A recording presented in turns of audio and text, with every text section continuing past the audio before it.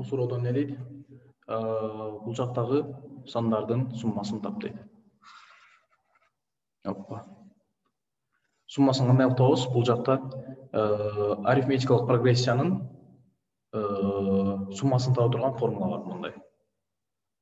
Sn суммасы барабар 2a1. a1 деген эң биринчи саны. Эң биринчи саныбыз кайсы? Бул жакта 7.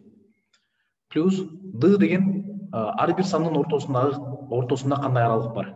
D деген кандай аралык? 7-ден 8-ге чейин бирден көбөйүп кетип атат. А эгерде 7, 9, 11 деп көбөйүп атса, ар бир санга 2-ден кошулуп көбөйүп кетип атса, эмне d-нын ордуна 2-ни коебуз, а бизде деген азыр 1 деле коебуз, анткени бирден көбөйүп атат. Эгерде 3-төн көбөйүп атса, 3-тү коебуз, ушундай кылып кете беребиз. А n деген биздин бул жакта канча сан бар?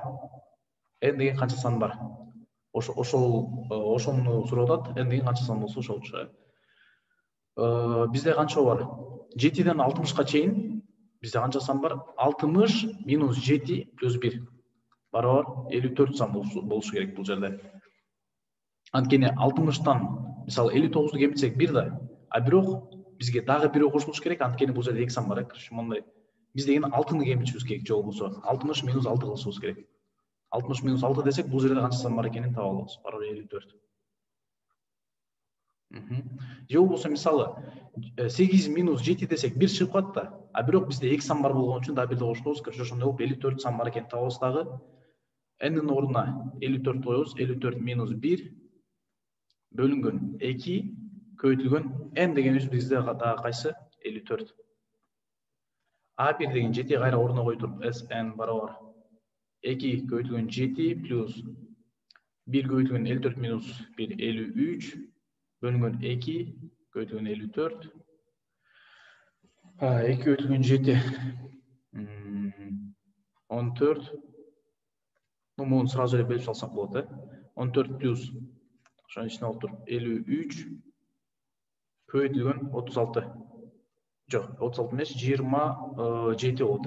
2-ни 54-кө бөлсөк, 54-тө 2 бөлсөк 27. Бул барабар калькулятор менен чыгарсак болот буну.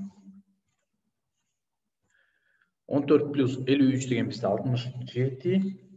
67 көбөйтүлгөн 27 биздин жообубуз болуш керек. 1809. Барабар канча экен? 1809. Эми экинчи суроону иштейбиз.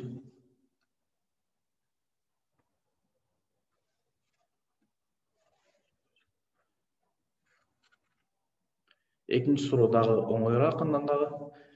Эмне дейт? Мунун баардыгын кошушубуз керек. Бул жакта мындай кыла алабыз.